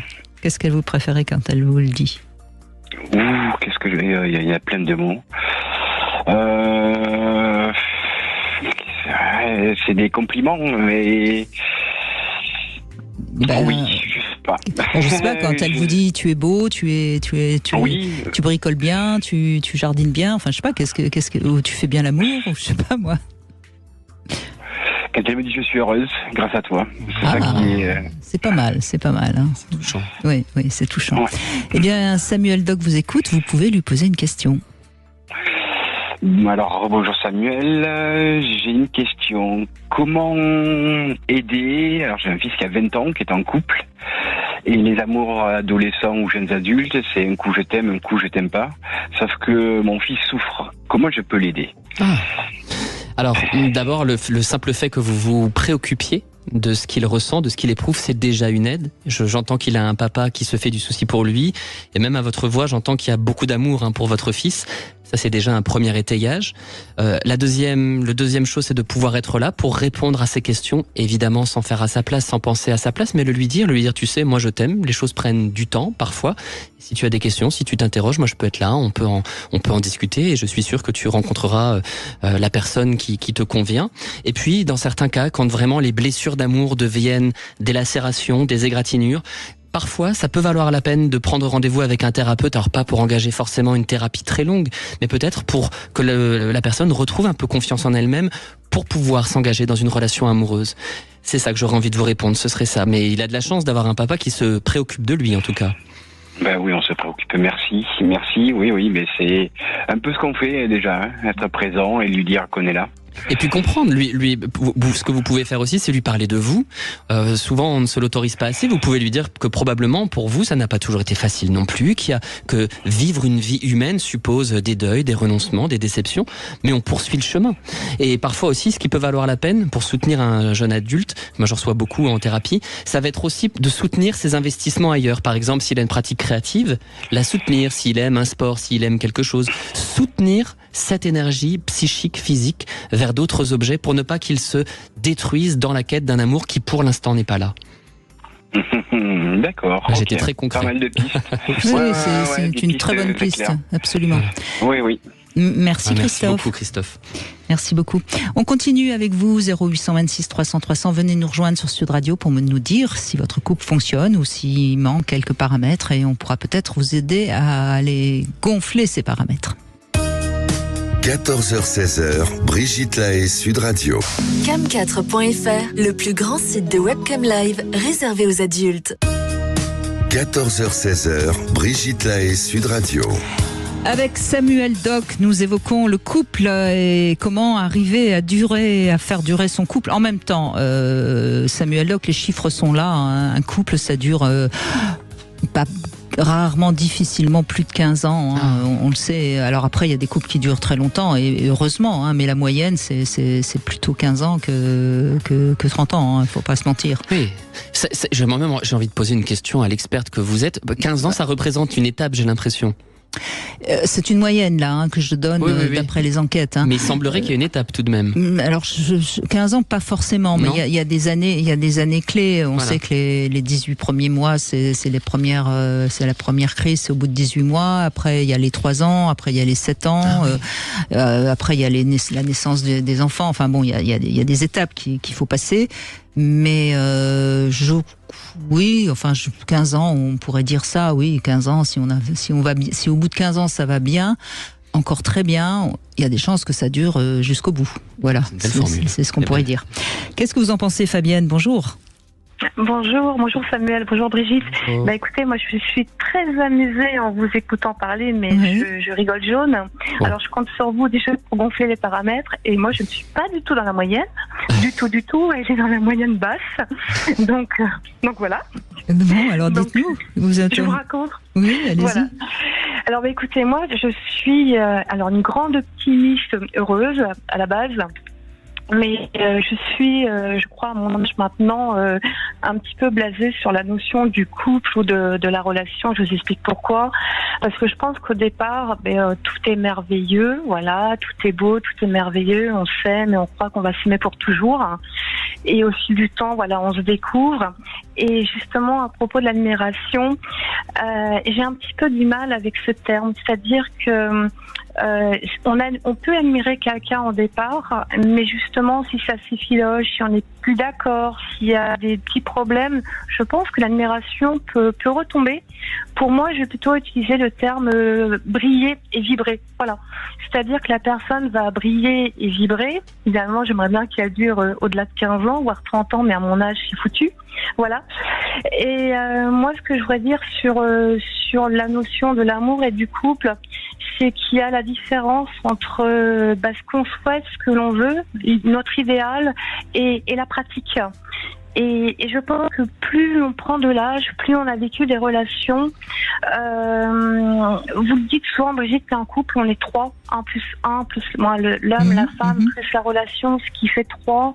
Et moi, je pense que c'est difficile pour un couple de ne pas tomber dans la routine, dans la vie quotidienne. Et moi, je pense que j'aurais tendance à dire, maintenant que j'arrive à un certain âge, que finalement, vivre avec son amoureux et envisager une belle relation, j'aurais un petit peu tendance à dire que de chacun chez soi serait une très bonne chose pour justement éviter de tomber la dans routine. Oui. Mais pourquoi pas? Il y a des couples qui choisissent cette option et ça marche très bien, à condition évidemment de passer suffisamment de temps ensemble. Mais de vivre forcément 24 heures sur 24 ensemble, c'est pas une obligation. C'est plus le problème de vivre dans deux nids différents, si je puis dire. Ça coûte plus cher. C'est parfois ça le problème. Alors oui, mais je suis entièrement d'accord avec vous. Mais après, pour moi, l'amour du couple ne se présente pas justement en compte en banque. Et parce que justement, un couple, il faut savoir, voilà, il faut vivre dans l'acceptation, dans la tolérance, dans la compréhension. Et dans l'amour, et c'est pas évident de le cultiver tous les jours. Oui, et c'est ça que je trouve difficile. C'est pas exactement ce qu'a dit Brigitte. Je pense pas qu'elle ait ramené le couple à une question juste d'argent. Mais j'ai compris comme ça. Excusez-moi. C'était plus sur l'organisation, je pense. Non. Je crois elle a raison, Fabienne. Il y a des couples qui n'ont pas le choix, qui vivent ensemble parce que matériellement c'est compliqué de vivre chacun chez soi. Mais je pense que ça dépend de la grandeur de notre jardin secret et de notre indépendance, en fait, Fabienne. Et j'entends bien, et là vous avez 100 fois raison, plus on prend de la maturité, plus on est bien seul, et moins on a besoin d'être dans la vie à deux tout le temps, quoi. C'est exactement ça. Mais en revanche, quand on est ensemble, et c'est là que ça peut être génial, c'est que moi je considère que, vous voyez, alors moi je suis dans une relation naissante, donc je suis un très mauvais exemple à l'heure actuelle, mais mon amoureux, en fait, voilà, si je ne vis pas avec lui ou en permanence avec lui, quand je le retrouve, et ben voilà, je vais le considérer, ça va être mon amoureux, ça va être mon ami, mon confident, mon amant, voilà. En fait, vous voyez, je vais potentialiser tout ce qu'on n'a pas dans l'absence. Quand on va être ensemble, et ben je vais être heureuse de le retrouver, il va y avoir le manque, et en fait, voilà, la relation, je pense, me concernant, parce qu'on est tous différents. Vous avez raison que c'est vrai sur le plan du désir, de l'intimité, ça augmente la valeur de ce paramètre, mais ça fait baisser le paramètre de l'ami, du confident sur qui on peut compter quand on ne vit pas ensemble. Donc c'est aussi un choix qui dépendra de chacun. Oui, sans parler du fait que pour beaucoup de neuroscientifiques, quand on partage en fait l'espace de vie de quelqu'un, on sécrète un ensemble d'hormones qui nous lient à lui, l'ocytocine, la sérotonine. Alors je ne suis pas sur mon terrain, mais je le rappelle parce que je me souviens d'un de vos intervenants, Brigitte, qui en avait parlé. Et sur cette idée de partager l'espace, moi, il y a une chose que je dis souvent aux couples que je reçois en thérapie pour les aider à sortir des mauvais pas dans lesquels ils se sont mis, c'est imaginer que l'autre est un paysage. Je vous explique, il y a des endroits où c'est vallonné, c'est joli, il y a des jolis lacs, vous pouvez y aller, c'est vrai, et vous allez aller sur ce territoire-là. Et il y a des endroits, il y a de la lave, des crevasses accidentées, et on n'y va pas encore, des scorpions. Il faut imaginer que l'autre n'est jamais un endroit où on peut aller entièrement. Et c'est pour ça que j'aime beaucoup cette idée que développait Brigitte sur l'intimité. L'intimité, c'est supporter que ces deux paysages puissent cohabiter, se rencontrer et créer une nouvelle géographie commune qui sera vivable, qui sera respirable. On ne peut pas aller partout. Et quelque part, aimer, c'est aussi accepter cette solitude de l'autre et cette solitude de soi-même au contact de l'autre. On peut pas tout aimer. Encore une fois, je crois, Fabienne, qu'on donne des conseils généraux et après chacun va faire son puzzle comme il peut. Hein. Donc si vous trouvez que c'est très bien comme ça, surtout ne changez rien. Bien sûr. Mais ce que vous risquez, c'est que l'autre, peut-être à un moment donné, tombe plus amoureux et ne supporte pas vos absences. Enfin, vous voyez, c'est à renégocier de toute façon. Oui, aussi. Mais vous savez, je pense que franchement, j'ai vraiment l'impression que quand on a vécu plusieurs histoires amoureuses et qu'on arrive à un certain âge, est-ce que c'est peut-être égoïste, je vais vous dire, mais je pense qu'on a envie de vivre la relation de façon toujours dans la confiance, et vous l'avez signalé tout à l'heure, et c'est super important, mais dans la confiance, dans l'acceptation. Mais c'est difficile de vivre avec quelqu'un, et je pense qu'on accepte moins les choses, parce que justement, quand j'étais 30 ans plus jeune, je croyais à l'amour toujours, où finalement j'étais même presque scotch avec mon mari, mon amoureux. En fait, j'ai changé complètement d'optique, d'ailleurs pas la bonne à l'époque, mais je pense que l'amour change. Mais après, ce qui est important pour moi, c'est que de toute façon, c'est de trouver cet équilibre avec la bonne personne, et je crois qu'il y a des règles sans en avoir, peut-être. Moi, je Oui. Alors, si vous avez cette grande capacité d'adaptation et que vous avez en effet tordu le cou à l'idéal de l'amour, moi, je pense que vous allez très très bien vous en sortir. Hein. J'ai pas d'inquiétude pour vous, d'après ce que vous me dites. Je crois que après, je ne connais pas l'autre, donc ça, on ne sait pas. Hein, mais vous, je vous sens tout à fait apte. Enfin, je sais pas ce que vous en pensez, Samuel. Mais... Absolument d'accord. Et puis c'est surtout, vous avez appris de vos expériences passées et vous vous êtes observé vous-même. Et ça, c'est quand même un gage de confiance en soi et c'est positif pour l'avenir. Oui, tout à fait. Eh ben, je vous remercie infiniment. Mais non, c'est nous de votre témoignage, parce que encore une fois, on voit bien que chaque témoignage est différent et que on fait comme on peut. Hein. Mais c'est à la fois l'avantage et l'inconvénient de notre société actuelle. C'est-à-dire que chacun peut choisir un petit peu la vie qu'il a envie de mener sur le plan affectif. Hein. On n'est plus obligé d'être en couple, on peut vivre seul, on peut avoir des aventures. Et en même temps, comme il n'y a plus de repères stables, c'est à chacun, dans sa liberté, de trouver ce qui va lui convenir. Et parfois, on cherche longtemps avant de trouver. C'est ça. Et parfois aussi, on se prend au piège de certaines de nos exigences. On est très exigeant, parfois. Oui, de toute façon. Oui, de toute façon. Oui. Et je crois qu'il faut également s'autoriser. C'est normal d'être exigeant parce que, on a tendance à croire, en effet, que parce qu'on nous aime, on va guérir toutes nos blessures. C'est là où il faut en effet tordre le cou à notre idéal. Mais ça, vous l'avez fait, Fabienne, il me semble. Vous attendez pas de lui qui vous aide à aller mieux. Ah non, du tout. Et non, je veux pas qu'il soit mon sauveur. Au contraire, je veux dire, il est pas là pour ça. Il est mon homme de cœur. Mais voilà, c'est non. Non, parce que en plus ce serait tronqué si c'était ça. Donc non, pas du tout. Il a sa place avec un grand P, mais en tant qu'homme de cœur, justement, voilà. Mais pas en tant que pour personne qui va me permettre d'aller mieux ou de me faire supporter un quotidien. Très bien. Il n'y a pas besoin de ça du tout d'ailleurs. Ben oui, évidemment. Oui, moi, je ne sais pas si j'ai le temps de donner un petit conseil pratico-pratique. Bien sûr que si. Ça me fait penser à une patiente, vous savez, qui était très très exigeante et qui attendait que son conjoint lui offre des fleurs tout le temps, des cadeaux tout le temps. Donc bref, une grande exigence, voilà. Et je lui ai donné un conseil en thérapie de couple. Je lui ai dit, mais pourquoi vous ne donneriez pas à l'autre ce que vous aimeriez recevoir, pour vous mettre un petit peu à sa place et pour comprendre cette exigence qui est la vôtre. Elle a commencé à le faire et les choses ont bougé et elle a pu se rendre compte qu'en fait c'était irrespirable pour lui de devoir tout le temps produire ses preuves d'amour. Donc on ne peut pas toujours faire changer l'autre, mais on peut changer soi, on peut bouger soi-même. Et Fabienne, il me semble que c'est ce que vous avez fait. C'est plutôt que d'attendre que l'autre fasse les choses, vous vous êtes dit, tiens, comment est-ce que moi-même je peux évoluer pour rendre les choses plus respirables. Et ça, c'est un bon point. Exactement. Et puis, on peut s'acheter ses fleurs toutes les semaines soi-même. C'est exactement ce que j'ai dit à cette patiente. Oui, enfin, c'est quand même, si on en est encore là, quelque part, ça prouve que le féminisme a encore du boulot. Je ne voudrais pas dire. Merci en tout cas, merci de ce joli témoignage, Fabienne. On continue après les infos. Vous aussi, venez nous raconter comment vous faites couple, qu'est-ce qui vous manque, qu'est-ce que vous avez su justement arriver à dépasser dans votre couple. 0826 300 300, vous pouvez nous appeler. Et puis j'aimerais bien qu'il y ait les hommes qui appellent aussi. Là, pour l'instant, on n'a que des femmes, comme si c'était elles qui étaient les gardiens du couple. Non, les hommes aussi ont leur pouvoir.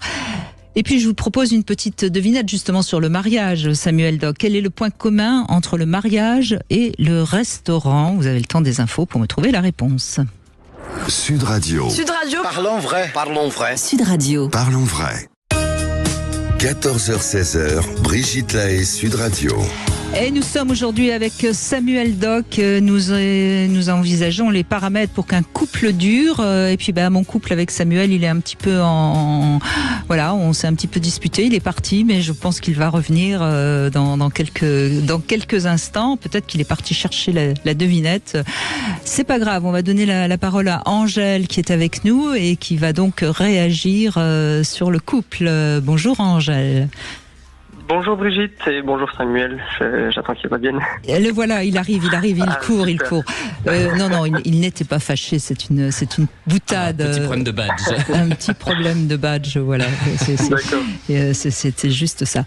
Donc, alors attendez, puisqu'il est revenu, on va d'abord lui demander la devinette. Quel est le point commun entre le mariage et le restaurant, Samuel Doc ? Alors je vais passer pour un monstre, mais je dirais, c'est dans les deux cas, il faut payer après avoir consommé.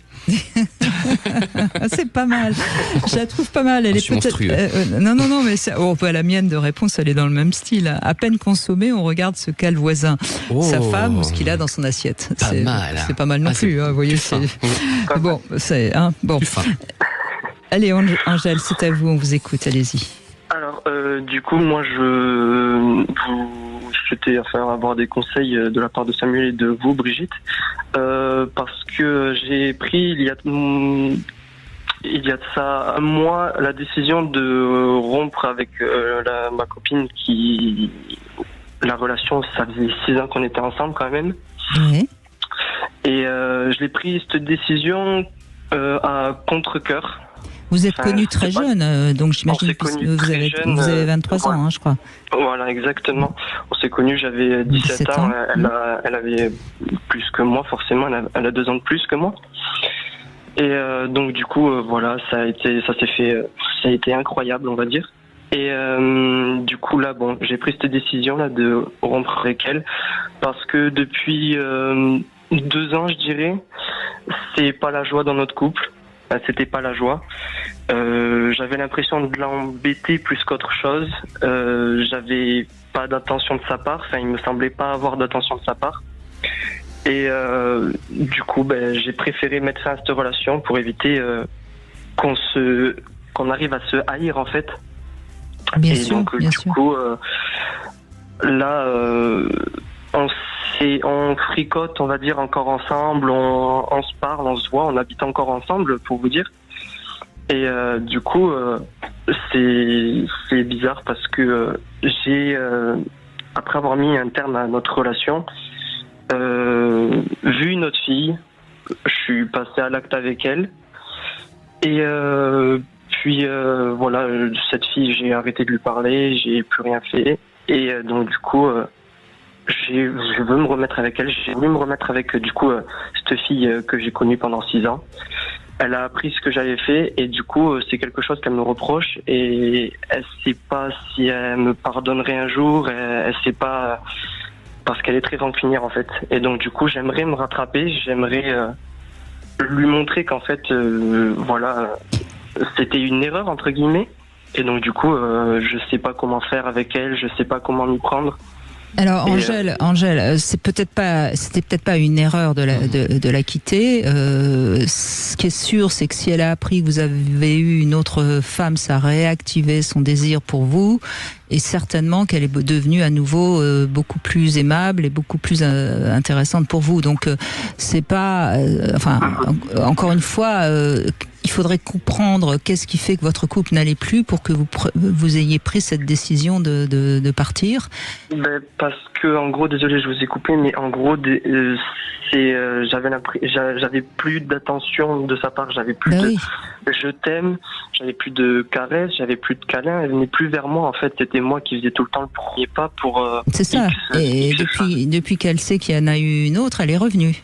Exactement. Oui. Et le fameux désir mimétique. On revient au désir mimétique. Et elle vous reprochait quoi exactement? Qu'est-ce qu'elle disait? Elle disait que moi, je l'emmenais jamais en balade que tous les deux, parce qu'à chaque fois que on partait, c'est vrai, je voulais qu'il y ait ma famille, je voulais qu'il y ait des amis, tout le temps. Et on partait jamais uniquement que en couple. Intéressant. Pourquoi vous vouliez tout le temps qu'il y ait vos amis et votre famille? Là, c'est intéressant, c'est quelque chose. J'avais l'impression de m'embêter avec elle, en fait. Voilà. Peut-être que ça, vous voyez, ça donne déjà une première piste de réflexion, cette crainte d'être seul avec elle. Qu'est-ce qui vous laisse penser que maintenant, vous pourriez lui faire de la place et vous pourriez être seul avec elle? Merci Brigitte. Parce que ce dernier mois, elle m'a montré beaucoup. Elle m'a montré que de ce qu'elle était capable de faire. Donc elle m'a fait des surprises, elle me préparait le repas quand je rentrais le soir du travail, puisque voilà, on habite encore ensemble. Et ça me fait espérer comme quoi elle a changé, quoi. Elle serait prête à faire des efforts, on va dire. Alors, Angèle, personne ne change. Hein. En revanche, on peut changer nos habitudes, on peut évoluer un petit peu, etc.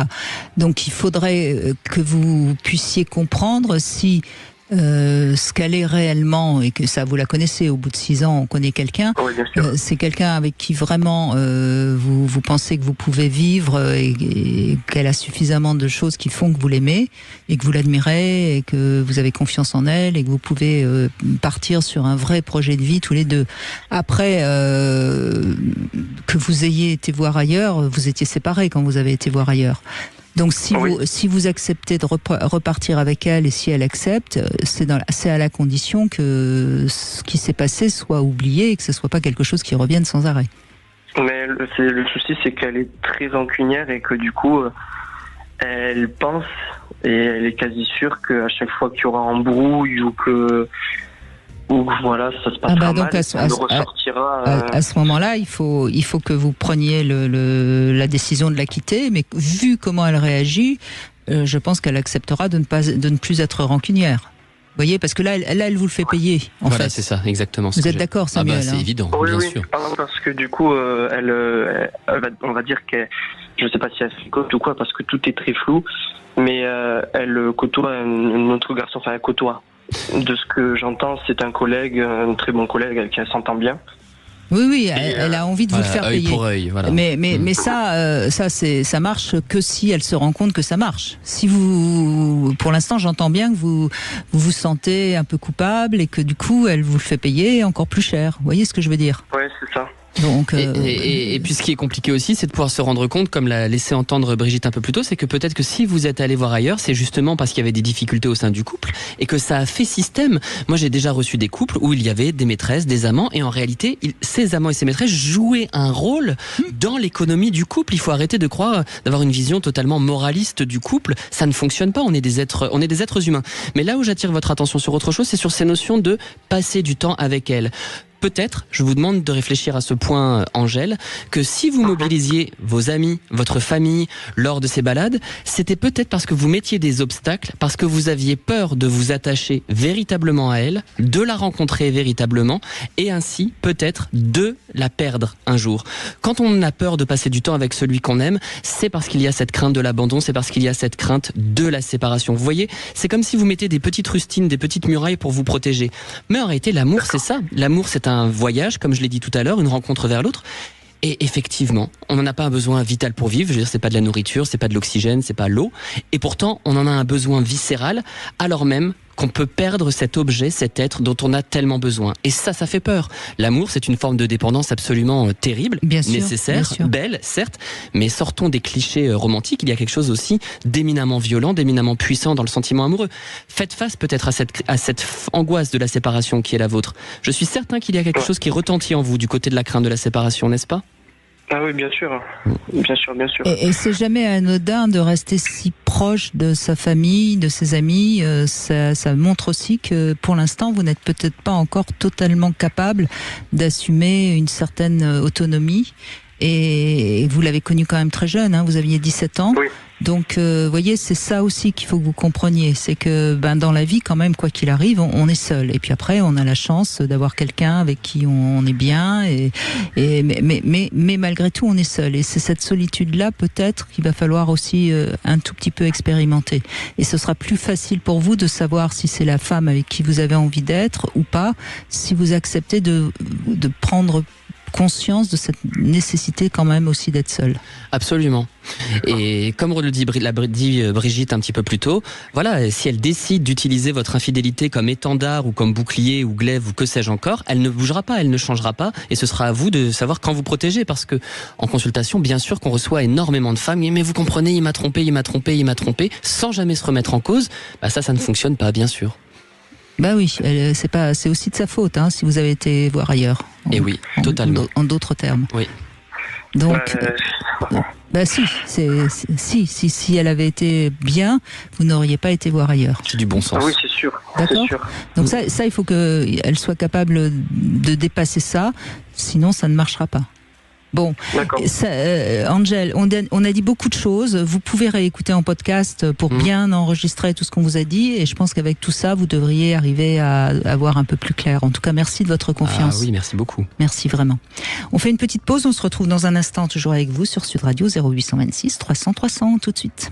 Sud Radio, votre attention est notre plus belle récompense. Permettez-moi de vous féliciter pour vos émissions. Je me délecte, je vous redécouvre et j'apprécie beaucoup. Sud Radio, parlons vrai. 14h-16h, Brigitte Lahaie, Sud Radio. Toujours en compagnie de Samuel Doc, qui est avec nous, psychanalyste, thérapeute et auteur de différents livres, notamment les chemins de la thérapie. C'est un ouvrage, je pense justement, je le conseille justement parce que j'ai eu récemment un message. On me demandait quelle thérapie suivre, etc., etc. Il faudra qu'on fasse une émission peut-être sur ce sujet parce qu'il y a tellement de sortes de thérapies aujourd'hui, mais c'est difficile de dire laquelle est la bonne. J'ai envie de dire, il y a les bons thérapeutes, il y a les mauvais. Et ça, c'est dans toutes les disciplines. Voilà. Emmanuel, bonjour. Bonjour à vous deux et merci de me recevoir aujourd'hui. Merci à vous d'être avec nous, Emmanuel. Alors en fait, moi, c'est une question en fait, que je voulais poser par rapport à ma situation actuelle. Oui. Donc, mariée depuis 40 ans, avec une infidélité qui a eu lieu il y a environ 4 ans de la part de mes conjoints. On est toujours ensemble. Il a mis plein de choses en place, en fait, pour retrouver, enfin pas retrouver, mais pour construire un nouveau couple, on va dire, voilà, un nouveau départ. Et moi, la question que je me pose aujourd'hui, parce que je suis un peu entre deux eaux dans ma tête par rapport à ça, c'est que je me demande pourquoi je n'arrive plus à, en fait, lui dire tout simplement je t'aime. Je trouve toujours une alternative. Mais je n'arrive pas à le lui dire. Je peux pas. J'arrive pas à prononcer ces mots-là. Vous n'arrivez plus à lui dire je t'aime. Il y a combien de temps qu'il a eu cette incarpade ? 4 ans et demi. Donc depuis 4 ans et demi, vous n'arrivez plus à lui dire je t'aime, tout simplement parce qu'il a cassé votre idéal de l'amour, et donc c'est plus possible pour vous de dire je t'aime. Donc c'est le travail sur votre idéal et sur vous-même qu'il faut faire. C'est pas lui. Vous voyez, là je crois que c'est vous, il me semble, hein, Samuel. Exactement. C'est quoi aimer pour vous, Emmanuel ? La question est large, évidemment. Hein. Vous pouvez répondre comme vous voulez. Alors pour moi, c'est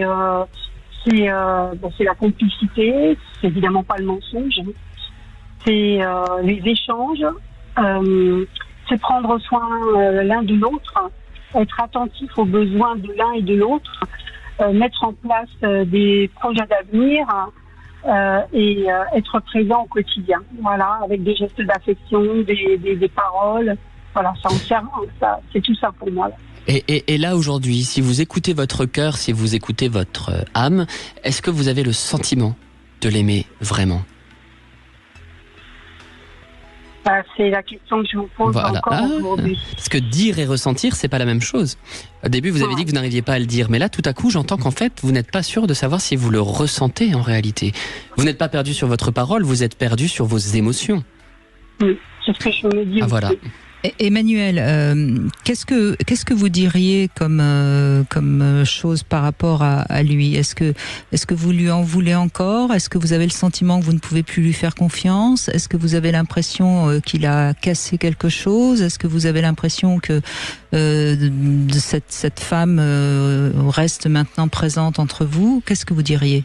Alors, elle reste toujours présente, cette femme, puisque c'est devenu, entre guillemets, son ami, voilà, et que de temps en temps, ponctuellement, je suis amenée à continuer à voir cette personne. Je dirais par rapport à la situation actuelle que j'ai une grande souffrance toujours par rapport à ce qui s'est passé, et que cette souffrance, elle s'atténue quand même avec le temps, mais que la confiance n'est pas là. Voilà. En fait, je crois que j'aime mon mari encore aujourd'hui, hein. C'est simplement qu'il y a ce doute qui persiste, et puis surtout le fait de ne pas arriver à trouver la confiance. Mais je pense que c'est tout simplement dû au fait que j'ai été blessée, mais c'est mon amour-propre aussi qui a été atteint au plus profond, et c'est difficile, bien évidemment, Vous savez, Emmanuel, notre amour-propre, quand il est blessé, je dis bien blessé, hein, ça fait mal et ça fait souffrir. Hein. Il y a rien de détonnant à ça, et c'est bien que vous puissiez le dire. Est-ce qu'il a compris à quel point ça vous a fait souffrir, à votre avis?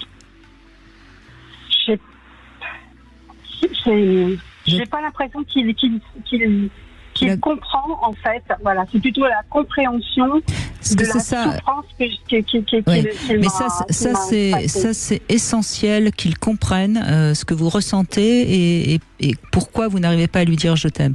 Parce que tant que vous vous sentirez pas accueilli dans votre souffrance, elle aura du mal à disparaître. Et je l'entends bien comme ça, parce que je vois même au quotidien, lorsqu'on se parle. Encore hier, à un moment donné, on est venu un petit peu comme un jeu à parler de l'amour qu'on a l'un pour l'autre, et puis de la petite jalousie qu'on peut avoir pour protéger celui qu'on aime. Et bien lui, son discours, c'était plutôt de dire de toute façon, on ne peut pas retenir quelqu'un qui a envie de partir, donc si tu as envie de le faire, fais-le, qu'est-ce que tu veux que je te dise? Et moi, de mon côté, c'est pas du tout ce que j'avais envie d'entendre. Je lui ai exprimé ça. Je lui ai dit gentiment, mais je lui ai dit, c'est dommage que tu le visualises comme ça, parce que moi, pour ma part, ce que j'aurais plutôt envie d'entendre, c'est quelqu'un qui a envie de me garder. Oui, je comprends. Oui, bien sûr.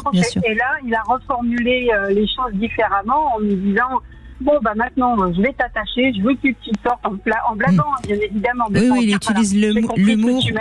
Il utilise l'humour pour éviter de rentrer dans un sujet où il a peur de. Mais ce qui est pas tout à fait étonnant, parce que c'est une manière aussi d'éviter le sujet. Hein. Mais je crois, Emmanuel, de toute façon, il tient à vous, sinon vous ne seriez plus ensemble. Mais le fait qu'il continue aussi à voir cette femme, même si c'est devenu qu'une amie, c'est aussi quelque chose qui réactive forcément la souffrance, parce que vous pouvez pas l'oublier totalement, vous voyez.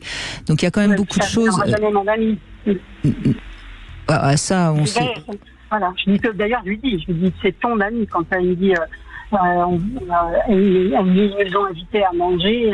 Donc bien évidemment, je peux pas le laisser y aller tout seul, donc forcément je vais avec lui. Mais à chaque fois, je lui rappelle, je lui dis bien non. Mais elle est mariée, elle aussi? Oui, elle est mariée. Oui, ça doit faire une ambiance curieuse. Son mari n'est pas au courant en plus. Hein. Moi, j'ai découvert en fait cette histoire-là, mais son mari n'est toujours pas. La personne qui reçoit chez lui, c'est l'amant. Mais ça, excusez-moi, mais c'est un peu sordide, Emmanuel. Il faut qu'il comprenne que c'est sordide, ça. Non, là, c'est pas bon. Ah non. C'est ce que je lui explique par différents moyens. On avait mis en place. J'avais mis en place l'aide avec une thérapie de couple, mais il a fui ça très vite, parce qu'en fait, ça l'a renvoyé déjà à ses souffrances personnelles. Donc, c'était très douloureux, parce qu'il a vécu des choses difficiles dans son enfance. Et en même temps, je pense qu'il avait du mal à affronter ce qu'il avait fait et ce qu'il m'avait fait, et de voir la souffrance que ça avait occasionné. Donc, il a préféré fermer les yeux. Alors, écoutez, je pense qu'elle a quelque chose que je n'ai pas et qu'il recherche chez elle, et que je ne peux pas lui donner, parce que je ne sais pas Non, mais Emmanuel, c'est elle, et vous, c'est vous. Moi, le conseil que je vous donne, c'est que de toute façon, c'est vous qui êtes avec lui, et c'est avec vous qu'il reste. Le conseil que je vous donne, c'est d'aller travailler, vous, toute seule, pour que vous puissiez dépasser cette souffrance qui vous ronge, pour que vous soyez un petit peu plus indifférente, tout en gardant l'affection et l'amour que vous avez pour votre mari. Je ne vous dis absolument pas de le quitter. Je dis juste que vous appreniez à vous retrouver vous-même, et vous verrez que à ce moment-là, vous arriverez à pardonner et vous vous sentirez mieux.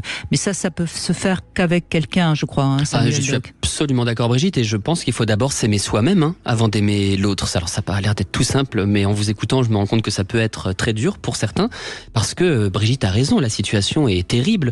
Aller à une soirée où il y a eu une coucherie avec cette dame de votre mari, et il est resté ami, et le mari de cette dame n'est pas au courant, enfin ça fait beaucoup de non-dits, ça fait beaucoup de mensonges.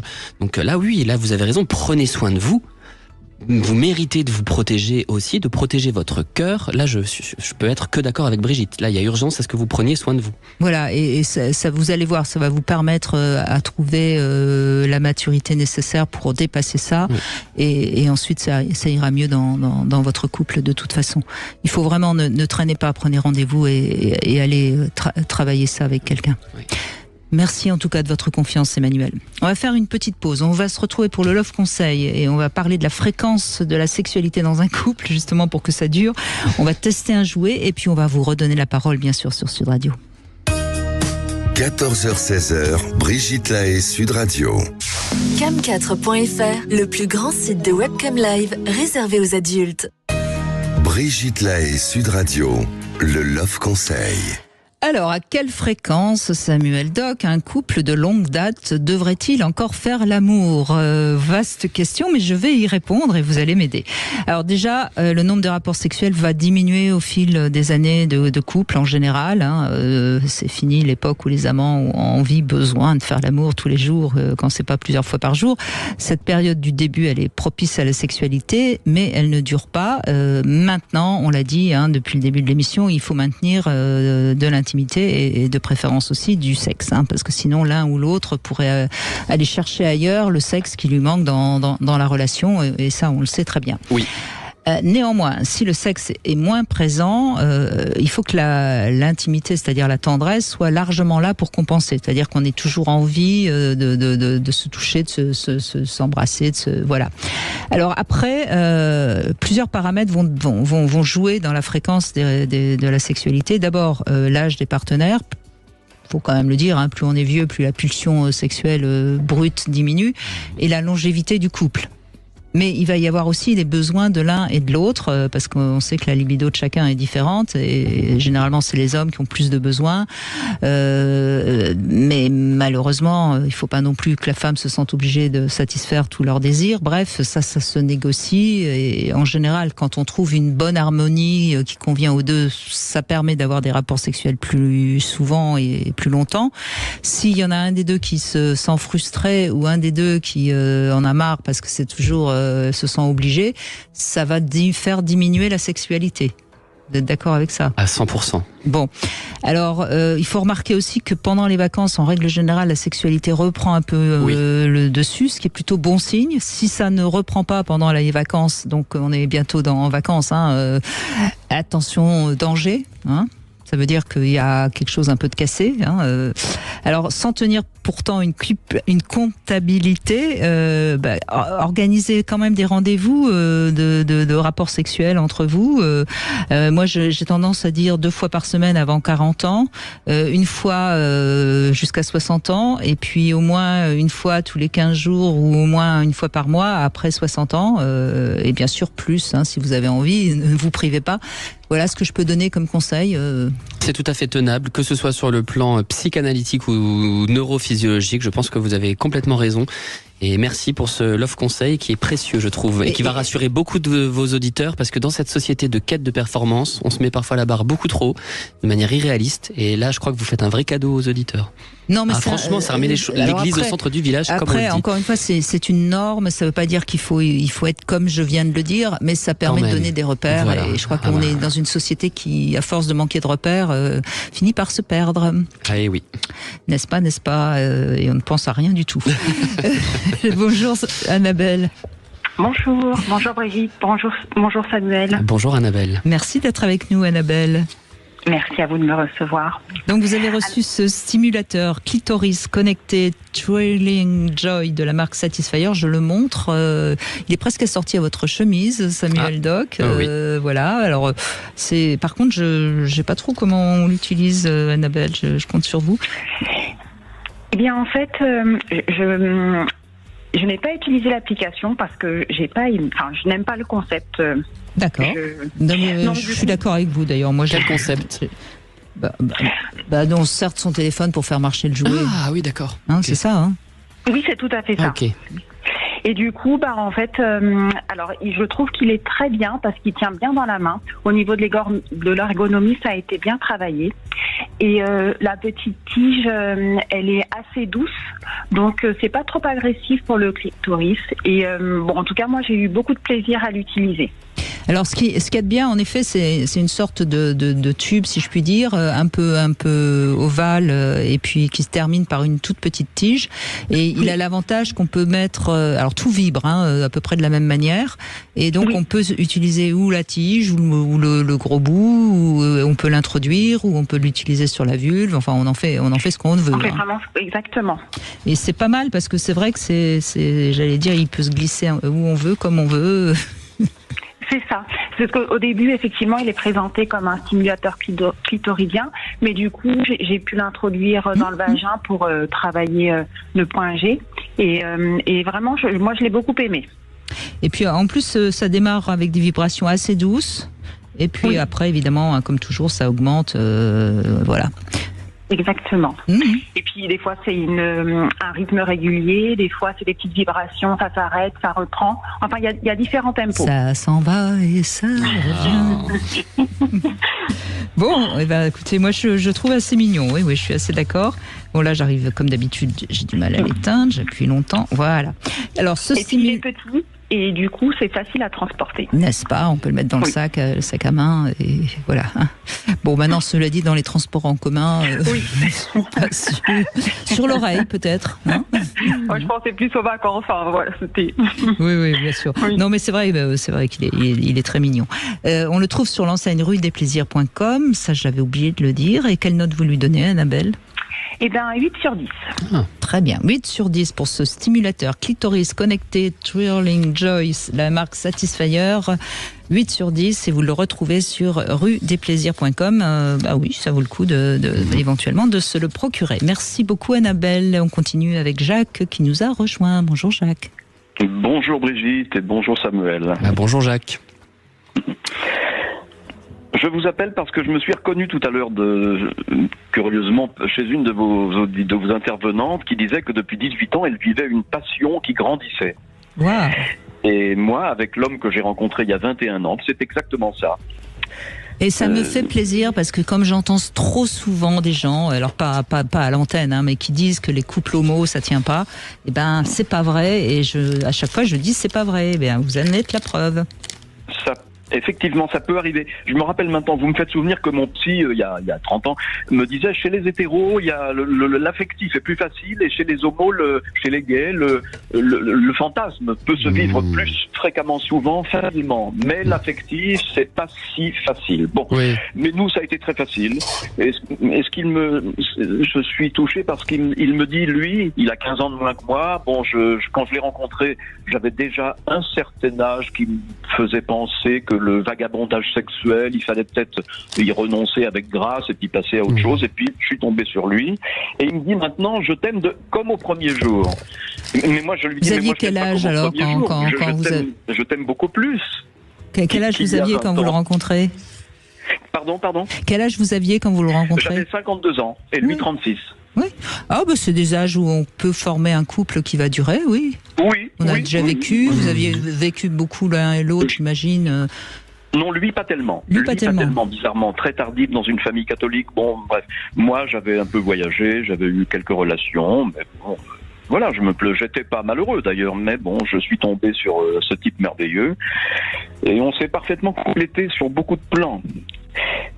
Quelque chose d'autre me vient à l'esprit, c'est quand on dit comment lutter contre la routine, faites des repas aux chandelles, et nous on aime cette routine, on a une routine merveilleuse parce que comme vous en parliez il y a quelques minutes de la fréquence des rapports sexuels, effectivement, je suis entièrement d'accord avec vous. Moi, j'ai dépassé donc les 60 ans depuis longtemps, et on a l'amour, on le fait par la tendresse et l'intimité. Bien sûr. Alors, bon, voilà, qu'on aboutisse ou qu'on n'aboutisse pas une fois tous les 15 jours, une fois tous les mois, pour nous, ça n'a pas de, on n'a pas de besoin de sexuel obsessif. Voilà. Moi, j'aime bien ce que vous dites, Jacques. Merci. Oui, quel beau phrasé. Vous dites, j'ai renoncé au vagabondage sexuel avec grâce. Qu'est-ce que c'est joliment dit, ça, Jacques. C'est très, très, très bien dit. Où on se dit, tiens, peut-être ça va moins bien marcher. Bon, passons à autre chose. Et, ouais, mais ça, Jacques, et je peux parler aussi de mon propre vécu. Quand on a eu beaucoup de sexe avec plein de gens différents, on sait très bien que 9 fois sur 10, c'est pas tellement top, et puis qu'une fois sur 10, c'est bien, mais bon, si on a du bien à la maison, ça va. Hein. Oui. Et ce que vous dites me touche beaucoup parce que je trouve en lui, et de plus en plus, depuis plus de 20 ans, tous les fantasmes que j'ai vécus, mais ils sont devenus vrais. On est dans la vérité. Et c'est la splendeur du vrai, quand c'est vrai. Oui. Quand c'est pas un théâtre sympathique qui nous fait jouir, c'est bon, très bien, ok. Moi, j'étais steward Air France, je suis allé dans les saunas de New York, San Francisco et autres et partout. Et puis, ce qui est extraordinaire, c'est que comme il allait souvent dans sa famille en province, je lui disais, tu sais, moi, j'ai besoin d'un peu de jeu. Je vais continuer un peu aller dans les boîtes quand tu n'es pas là, mais ce serait comme aller au cinéma. Et puis, ce qui est merveilleux, ce que je trouve, c'est qu'on est devenu exclusif. Au bout d'un certain temps, je ne voyais plus du tout l'intérêt de sortir. On est très bien ensemble. Je lui ai apporté beaucoup. Il m'a apporté encore plus. Et voilà ce que je peux dire. Mais c'est l'amour qui nous donne le sentiment d'être éternel. Hein. C'est ça l'amour. Ouais. Enfin bon, après. On ne sait jamais ce qui peut se passer, etc. Mais vous êtes ensemble, voilà, et ça vous paraît évident que c'est pour l'éternité, quoi. Oui, mais ce que vous venez de dire me fait penser à ce que disait la reine d'Angleterre à la mort de Philippe. Elle a dit le chagrin est le prix qu'il faut payer pour l'amour. Mais oui. C'est ce que je disais tout à l'heure, l'issue de l'amour véritable, c'est le deuil. Oui. Et vous me permettez de dire une chose très importante, Jacques, grâce à ce témoignage, c'est que souvent quand les gens me consultent pour leur couple, ils ouvrent la première séance en disant « mais c'est normal, ça fait tant d'années qu'on est ensemble, c'est normal qu'on s'aime moins ». C'est pas vrai. Et ça, l'émission de Brigitte, je crois, le montre avec beaucoup de brio, c'est que l'amour véritable, il grandit. Moi-même, je le pense. Moi, Brigitte a parlé de son histoire, moi aussi. Moi, je suis depuis 15 ans avec mon conjoint et l'amour grandit, en fait. Plus on le connaît, plus on le comprend, plus on l'aime et plus on a envie d'explorer et on peut s'autoriser justement à explorer certaines rêveries érotiques. Ça, je suis d'accord avec vous aussi. Voilà, Brigitte a très bien dit les choses. Oui. Sans forcément les formuler, tout ça se passe... Oui, on crée un autre langage. Il y a un langage d'âme à âme, on pourrait dire. D'âme, absolument. Et puis, alors, ce qu'il faut aussi, intelligence, sensibilité, un peu d'humour. Souvent, il me dit, il est très drôle. C'est un garçon plutôt inculte, on va dire. Et moi, j'étais plutôt le mec cultivé, un peu plus âgé, mais il a une telle sensibilité qu'il fait vivre ma culture, entre guillemets. Hein. Je lui ai montré des choses, et puis il avait souvent des réflexions formidables. Et puis, en ce qui concerne l'humour, souvent le matin, il dit un truc très drôle. Et ma journée est déjà faite. Et je lui dis, alors qu'est-ce qu'il vous a dit ce matin ? Qu'est-ce qu'il vous a dit ce matin ? Alors, faites-nous rire un peu, qu'on en profite un tout petit peu de votre. On a un ami qui porte des armoiries, qui comporte plusieurs croissants, qui est un petit noble, on va dire, et qui a parfois rencontré un Africain ou des Méditerranéens. Il a dit, il a ajouté au croissant de ses armoiries un pain au chocolat et quelques loukoums. Oui. Voilà. Merci beaucoup de votre témoignage, Jacques. Merci vraiment. On fait une petite pause. Il est déjà temps de conclure, mais merci à tous. On avance. Vous voulez parler à Brigitte Lahaie, 0826 300 300. Cam4.fr, le plus grand site de webcam live réservé aux adultes. 14h-16h, Brigitte Lahaie, Sud Radio. Samuel Doc est avec nous. Merci Samuel. Je suis très heureuse de l'émission que nous faisons ensemble sur ce couple si difficile à construire, à maintenir.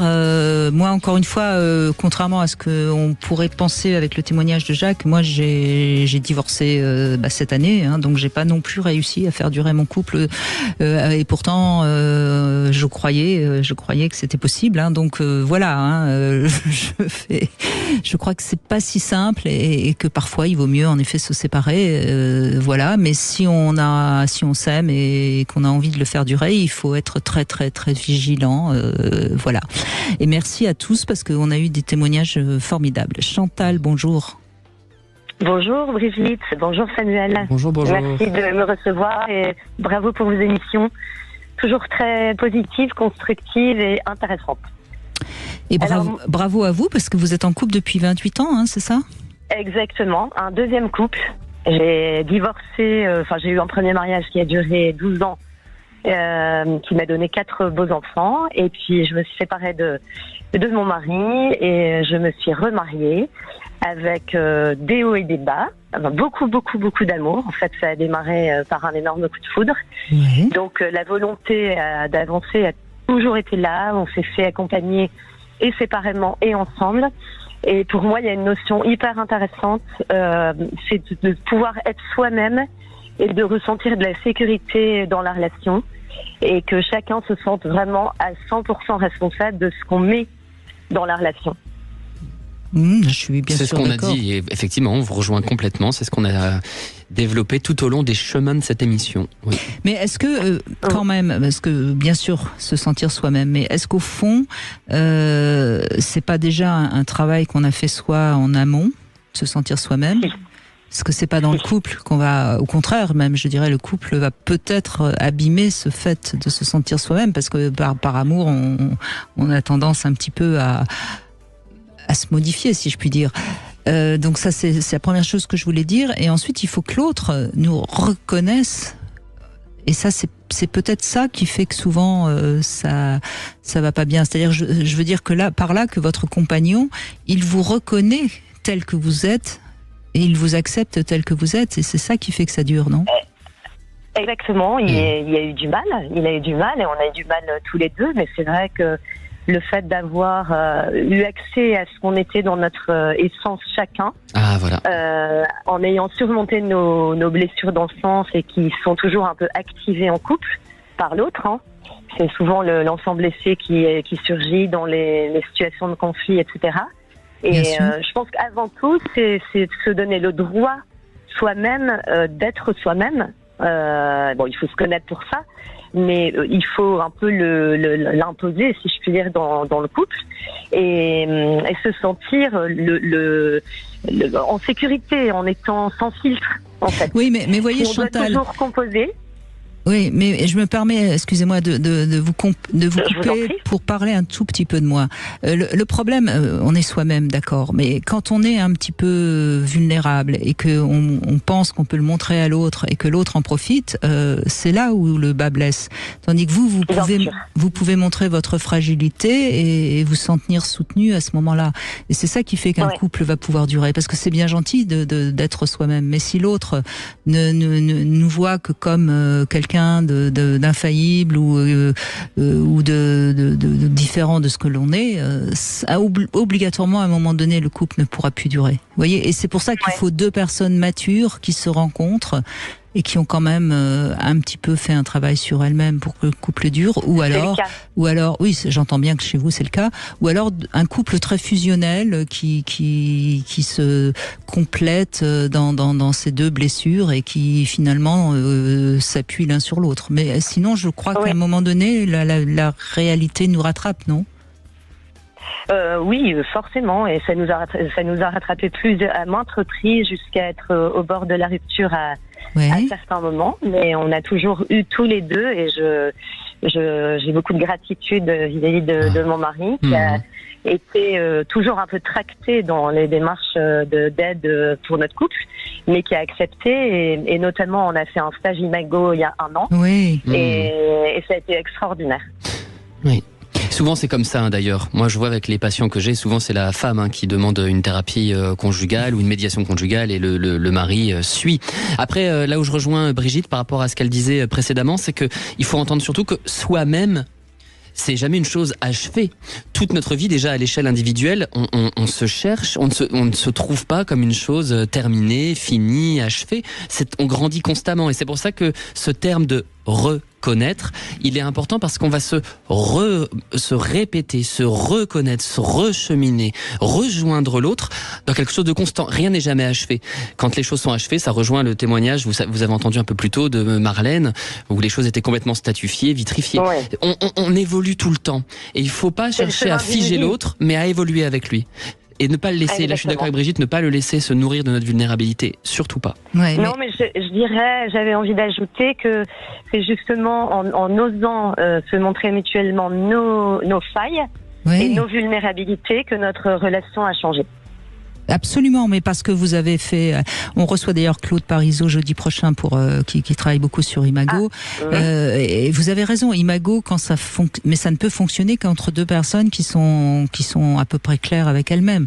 C'est vrai, c'est un peu la cerise sur le gâteau de notre travail. Voilà, sinon ça marche pas, la méthode Imago, contrairement à ce que... pensent ceux qui le font. Mais vous, ça a marché. Et merci Chantal pour ce terme que vous avez utilisé de gratitude. Moi aussi, j'ai réagi. Vraiment, c'est tellement beau. C'est un outil puissant, la gratitude. Oui, mais ça dit tout, quoi. Quand on a de la gratitude pour son conjoint et qu'il en a pour nous, qu'est-ce qui peut se passer, quoi? Qu'est-ce qui peut arriver? Exactement, la confiance, le sentiment de sécurité et on avance et on accepte les choses de la vie qui sont pas toujours drôles ni faciles, mais quand on le veut tous les deux et avec beaucoup de maturité comme vous disiez, on y arrive. Oui, c'est ça, de la maturité. Et puis la rêverie aussi. Peut-être que ça parle de cela, parce qu'on parle là de soi-même. Soi-même, c'est une rêverie. Et parfois, lorsque je reçois des patients, il faut être un peu pratico-pratique pour ceux qui n'ont pas la même chance que vous, Chantal. Moi, je les invite à retrouver cette rêverie, c'est-à-dire à aller se promener ensemble et de ne pas essayer de parler forcément des sujets lourds du quotidien, de la politique ou que sais-je encore, mais simplement de laisser parler leurs rêveries, leurs idéaux, leurs fantasmes personnels. Tiens, où est-ce que tu aimerais partir? Comment est-ce que tu te projettes? Comment est-ce que tu te vois? Sans forcément, vous voyez qu'il y a une pression, mais simplement une reconstruction, une rencontre de psyché à psyché, d'imaginaire à imaginaire. Moi, je me revois avec mon conjoint pendant le Covid, où on rêvait des voyages que nous ferions lorsque le pays serait à nouveau ouvert. Et tout à coup, tac, une élaboration se rejoint. Et là, on construit quelque chose parce que nos rêveries se mettent à l'unisson. Et je vais juste, Chantal, je vais juste vous poser une question qui est pas du tout piège, au contraire, bien au contraire, hein. Mais c'est pour faire écho à ce que nous disait tout à l'heure un très joli témoignage de Fabienne aussi, qui disait qu'elle préférait rester seule. Donc vous, Chantal, vous êtes en couple depuis 28 ans. En quoi c'est mieux d'être en couple que d'être seule? Pour ceux qui nous écoutent.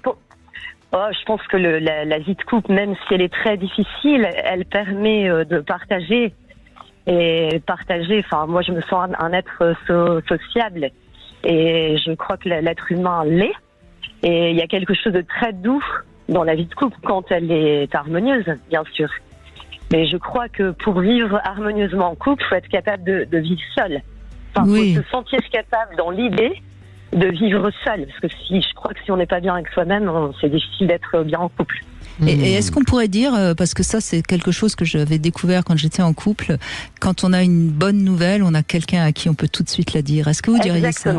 C'est joyeux ça quand même. C'est beau. Très très beau. Se réjouir ensemble ou pleurer ensemble quand il y a des raisons. Ça c'est moins drôle. De pleurer aussi. Là, c'est moins drôle, mais la vie n'est pas toujours drôle. C'est un peu comme c'est un livre, un couple. On écrit cette histoire à deux, cette nouvelle dont parle Brigitte à deux. On devient un peu le biographe de l'autre. On est une sorte de mémoire aussi, de mémoire incarnée. C'est puissant. C'est vrai. Et quand on se retourne et qu'on voit tout le chemin parcouru, c'est quand même assez merveilleux et chouette. J'en ressens beaucoup de fierté. Eh ben, vous pouvez, Chantal. Merci beaucoup. Merci beaucoup de votre témoignage. Et merci à vous, Samuel Doc. Je crois qu'on a dit beaucoup de choses qui vont aider ceux qui cheminent comme ils peuvent. Et de toute façon, on l'a compris, hein, c'est pas un long fleuve tranquille, la vie de couple. Absolument. Et moi, je vous remercie, Brigitte, parce que je crois, et tous les auditeurs seront d'accord avec moi, que vous offrez encore une fois aujourd'hui un territoire à explorer en dehors de toute morale, en dehors de toute idéaux, de tous les idéaux sociaux. Vous apprenez en fait chacun à écouter son cœur et le fait qu'il n'y ait pas de règles, si ce n'est celle que nous dicte notre âme. Donc merci pour ça, Brigitte, c'est magnifique. Merci Samuel Doc. Merci à tous. Demain, nous serons avec Arthur Vernon. On va revenir sur le libertinage. Et puis tout de suite, vous retrouvez Alexandre Delovan, bien sûr. Sud Radio. Parlons vrai. Sud Radio. Parlons vrai.